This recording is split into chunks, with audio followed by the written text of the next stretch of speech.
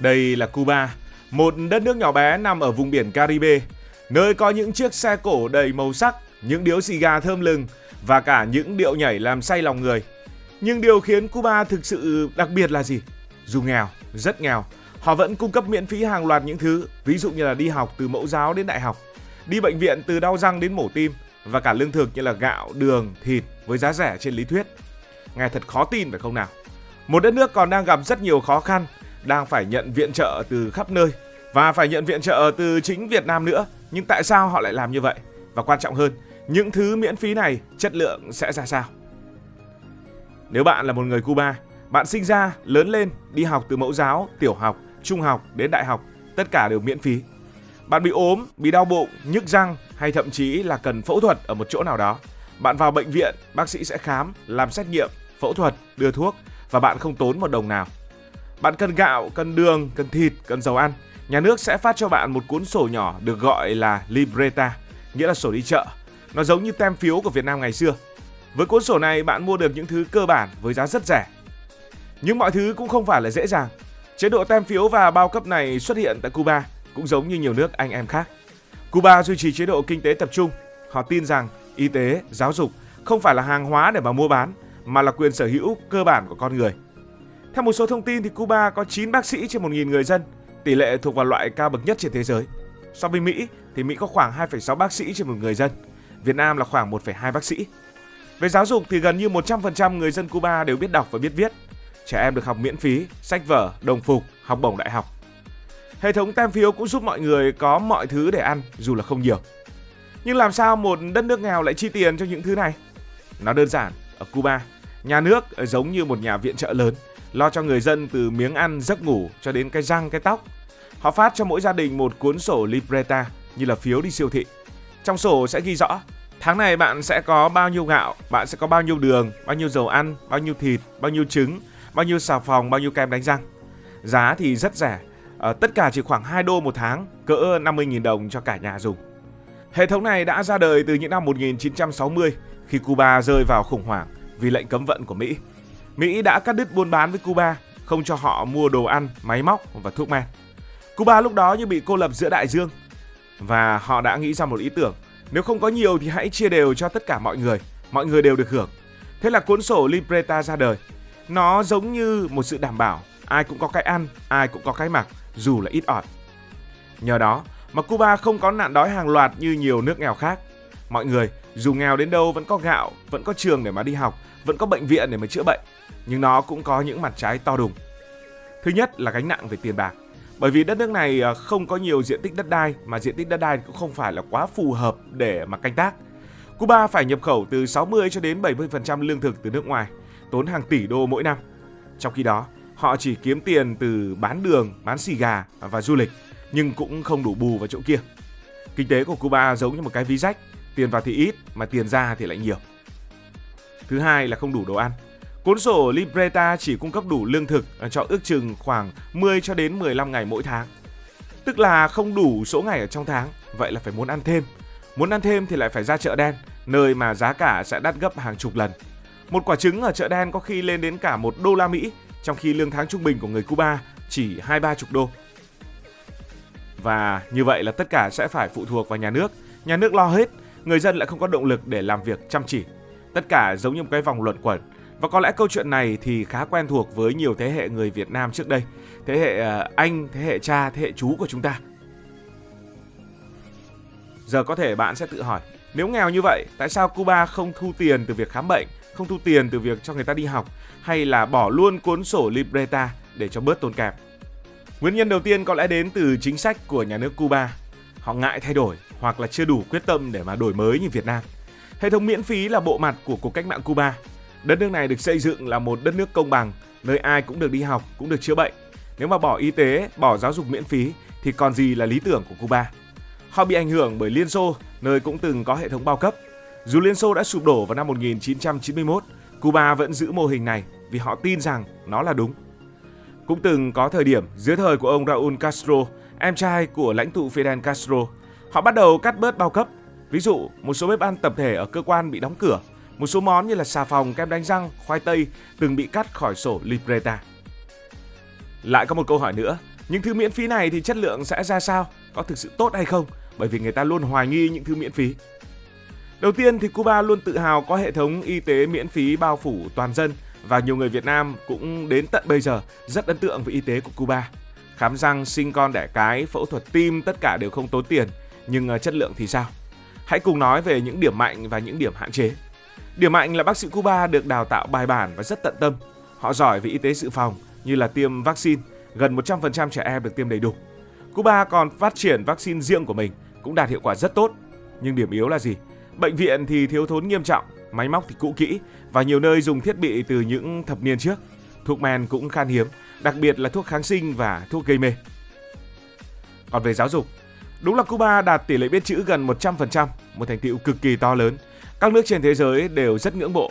Trẻ em được học miễn phí, sách vở, đồng phục, học bổng.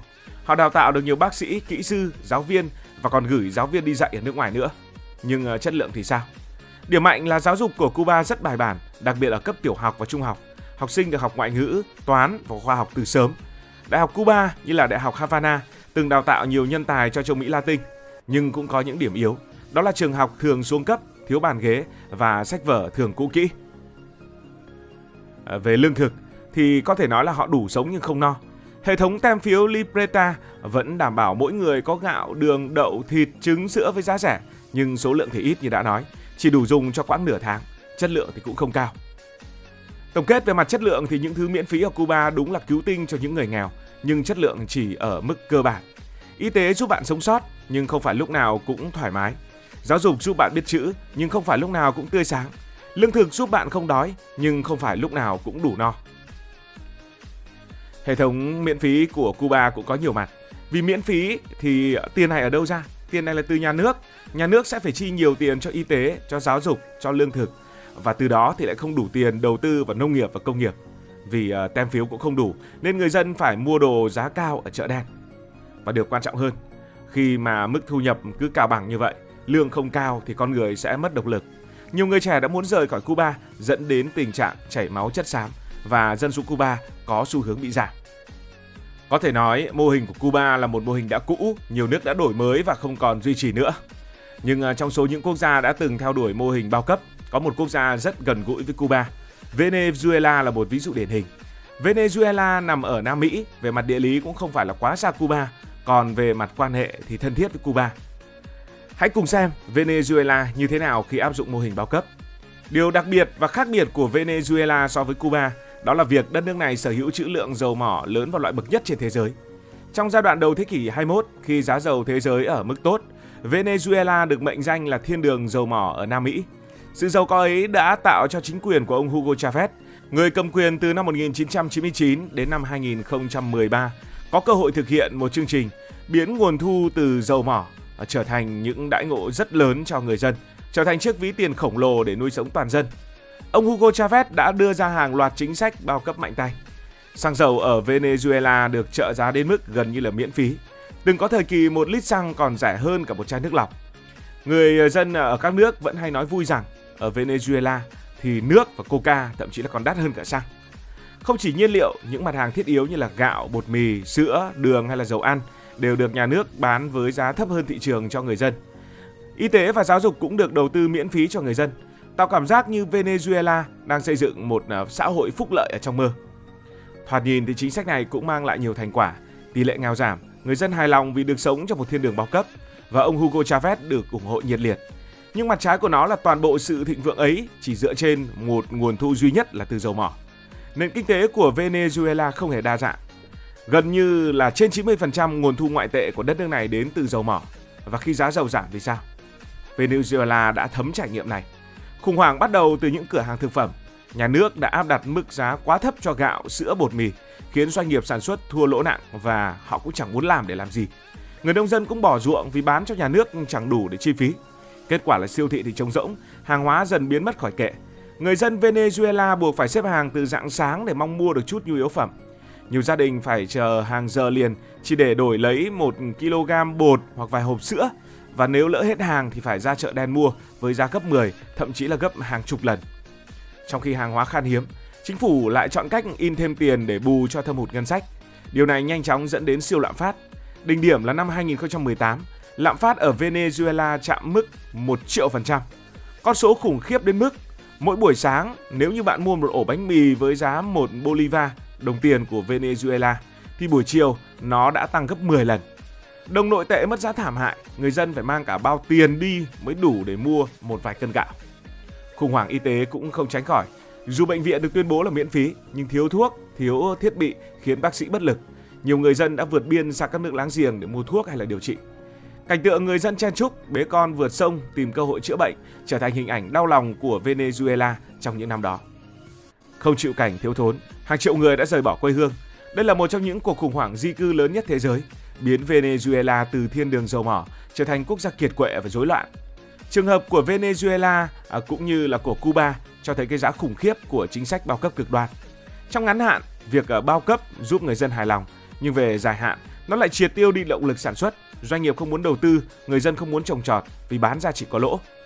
Nếu Cuba được ví là một nền kinh tế bao cấp sống còn thì Venezuela được coi là Cuba phiên bản dầu mỏ. Còn nếu bạn muốn miễn phí mọi thứ giống như vậy bạn hãy cứ tưởng tượng bây giờ mức lương của bạn vào khoảng 40-50 triệu một tháng. Sau đó thì bạn không nhận mức lương đó mà nhận một mức lương thấp hơn. Một người không giỏi như bạn, làm việc không chăm chỉ như bạn cũng nhận một mức lương tương đương, và rồi tất cả đều sẽ xếp hàng để đón nhận những thứ miễn phí. Bạn có hài lòng với cuộc sống như vậy hay không? Cảm ơn vì đã quan tâm theo dõi câu chuyện này. Nếu cảm thấy thú vị, bạn có thể nhấn nút đăng ký kênh, bật chuông thông báo và chia sẻ. Còn bây giờ thì xin được nói lời chào, tạm biệt. Cảm ơn các bạn đã dành sự đồng hành cùng Hải Thanh Story đi qua những vùng đất, khám phá những điều mới.